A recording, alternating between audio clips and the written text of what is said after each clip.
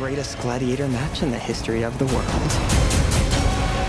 Son of Krypton versus Bat of Gotham. Superman's heroic yet destructive exploits have attracted global attention and ignited controversy, leading Superman to question the morality of his actions. Fearing Superman's potential for causing worldwide destruction, Bruce Wayne, aka Batman, prepares to go toe-to-toe with the Man of Steel. All the while, Lex Luthor has his own plans concerning a pile of a very particular kind of glowing green rock. The Good.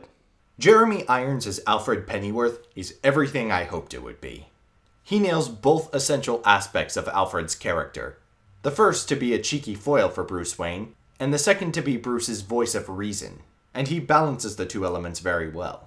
One of the minor supporting characters in this movie is Diana Prince, aka Wonder Woman, played by Gal Gadot.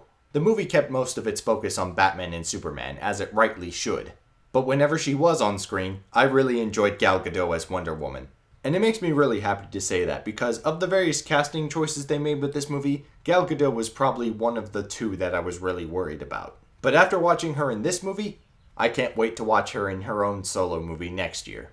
Though I can't say there were too many, the movie is peppered here and there with some good comedy moments. And considering the fact that DC seems to be really sticking with their dark and gritty route, it's nice to have that levity every once in a while. Much like its predecessor, Man of Steel, the action in this movie looks fantastic. It's fast, it's very intense, every hit feels like there's a lot of impact to it. That is one aspect of the movie where they definitely know what they're doing. The Iffy. Ben Affleck as Bruce Wayne and Batman. My main issue with Batman in this movie is how he was written. Though I feel the character is played in such a way that you understand his motivations and his actions, a very key aspect of Batman's character is left out of this movie. I'll give you a hint. He shares this characteristic with Superman, and that same characteristic was left out of Man of Steel. But as far as the performance goes, Ben Affleck, I think he did a fine job as Bruce Wayne and Batman with the material given to him. This was the last thing you needed to worry about going into this movie. As you might guess from the subtitle, Dawn of Justice, a lot of stuff is put into this movie as a way to kind of set up the DC shared movie universe, which will in the future involve the Justice League. I felt like the Justice League elements, as well as a few other major and minor subplots, could have been pulled back a bit, or even cut entirely from the movie.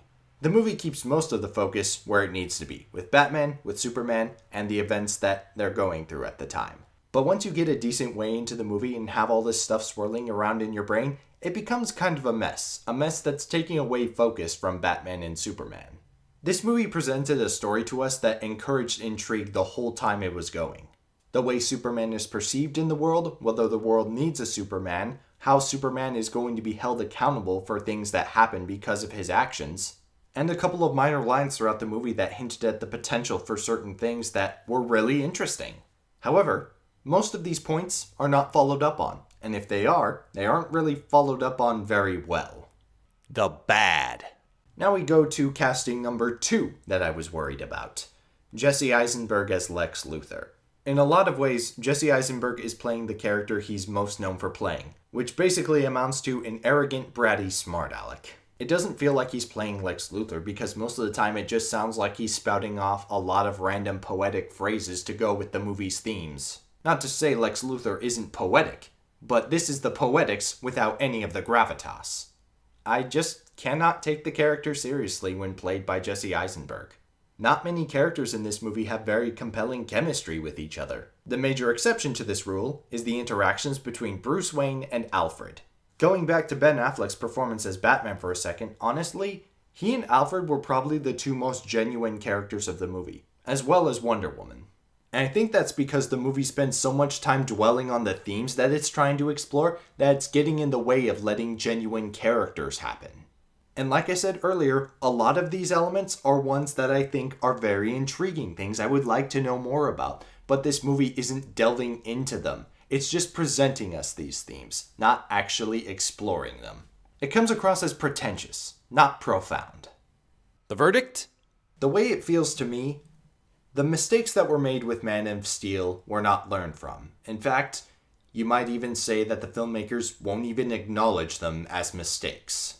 The fact that this movie didn't present my ideal portrayal of Batman and Superman is not the reason why it was a letdown for me. The reason it was a letdown was because it had a lot of potential, a lot of intriguing ideas that it didn't follow up on properly. It was so self-important and focused on its grand, pretentious-sounding themes that it forgot to give us a compelling story with good, genuine characters. And the fact that it was universe building in between all those things did not help its case. This is Detective Steve, and I think you'd be better off sticking with the Justice League cartoon.